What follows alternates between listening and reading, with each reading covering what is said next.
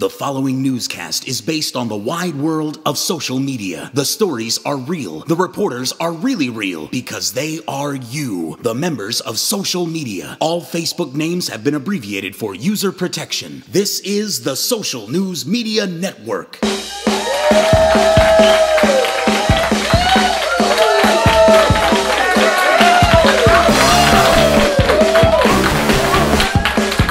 Welcome to the SNM Network, the only weekly newscast reported by you, the wide world of social media. I'm Colin Cosell. Our top stories of the week begin on a religious note with coverage of Ash Wednesday, Lent, and kicking it all off, the holy trinity of boobs, booze, and beads we know as Mardi Gras. We now turn to Twitter reporter Tom Hanks is hot. Well, yes he is. Who summarized the festivities with, Mardi Gras is a straight pride parade.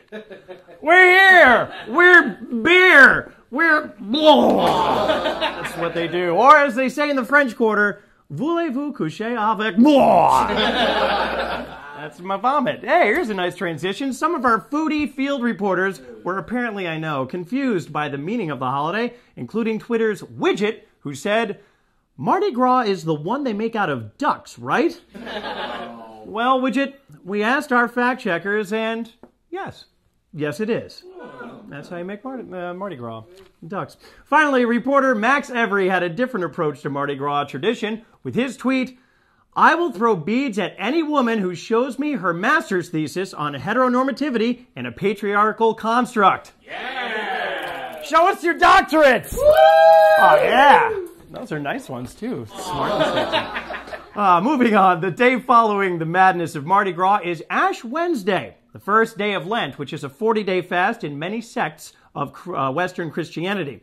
We begin our coverage with Twitter's Damien Fahey, who commented on religious observances with, don't steal, don't kill, put some stuff on your forehead, maybe sometimes don't eat meat. Look, I'm clearly running out of ideas here. That's God. God said that. Yes. While Facebook's Ryan S. reported his method of observance, saying, I decided to give up my suspension of disbelief for Lent. Whoops! Now I'm agnostic. Oh. Just like that one time I decided to give up bathing for Lent. Whoops! Now I'm French. Because it's smell. We now wrap up our coverage of Lent with this picture from some e-cards, which was posted by our reporters at our Imgur Bureau. It reads, by giving up carbonated beverages for a few weeks, I believe I will improve my relationship with God. I think there's a beer reference, to which reporter Time Lord 17 replied, Rick Astley will never give you up for Lent. Just like that, we've Rickrolled our own show. Yay! Never gonna give, never gonna give. Our non-denominational top story of the week also doubles as entertainment news as the 84th Annual Academy Awards took place on Sunday night. There did seem to be some confusion about who was hosting the ceremony, as was noted by our Twitter reporter Mike FTW, who said, why is Bruce Jenner hosting the Oscars? It's easy to mistake those Botox victims. Oh, by the way, the correct answer is Billy Crystal. Billy Crystal was hosting it. But the stars of the ceremony were neither the host nor the Oscar winners, as much as the dresses of presenters Jennifer Lopez and Angelina Jolie. After J-Lo suffered a wardrobe malfunction, a.k.a. a nipple slip, and Brangelina purposely exposed one entire long leg, the Twitterverse wasted no time in introducing us to our newest reporters, J-Lo's nipple and Angie's right leg. Yay! Go ahead, follow them. They're out there. We now turn to Angie's right leg for some Oscar insight, as she tweeted, I'm right here. I'm over here. Hey, don't forget about me. Hey, check me out. Look at me. Leg here. Behold, it's me. Check out this leg over here. Apparently, some people's children take more Xanax than their limbs do. That's you, Angelina. All legs and nips aside, the mostly silent movie The Artist went on to win several Oscars, including Best Picture and Best Actor. For those unfamiliar with the film, Twitter reporter C. Velarde explained, so, apparently to win an Oscar for directing, you make sure your actors don't have lines, and to win Best Actor, make sure you don't speak. In other entertainment news, give me an award, Harry Potter fans were stirred into a frenzy over the report that the richer-than-British royalty writer J.K. Rowling, say that 10 times fast, announced that she's writing a new book, this time for adults.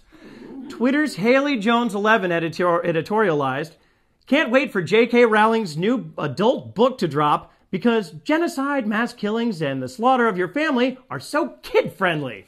That's why adults love Harry Potter. It's now time for this week's Focus on Politics, as yet another Republican debate took place, thus bringing the total to 665.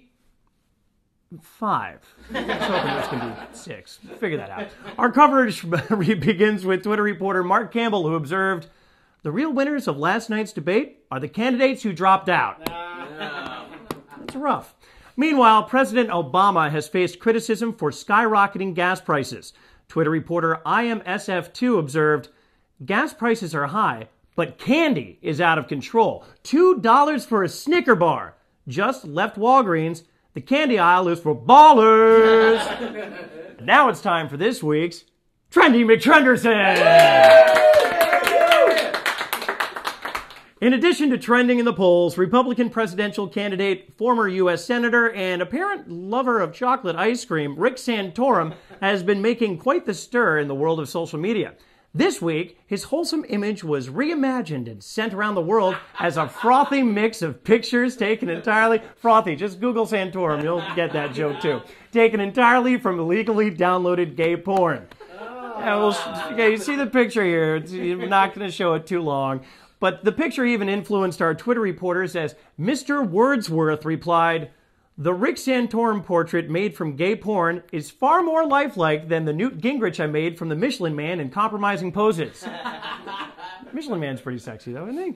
Well, now that we're all good and uncomfortable, it's time for sports! Yeah! All right, the baseball world was shocked to find out that reigning National League MVP and alleged performance-enhancing druggie Ryan Braun successfully got his 50-game suspension overturned, claiming that his urine sample was improperly handled. Who does that? This prompted Santorum. This prompted the wide world, that's the opposite, the wide world of social media to start a rumor which claimed that Braun must have herpes because that's probably what tainted his urine.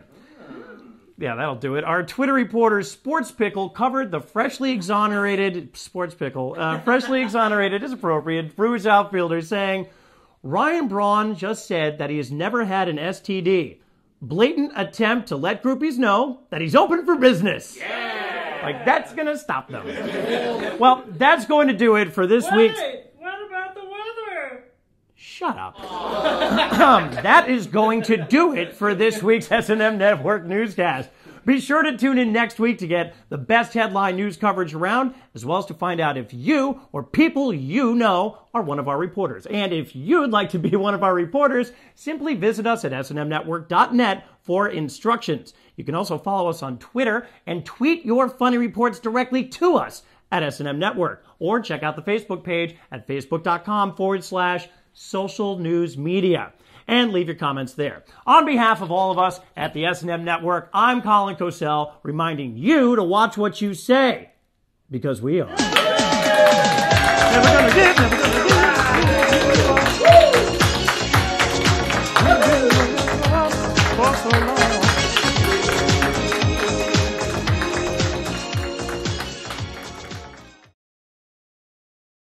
Frothy, just Google Santorum.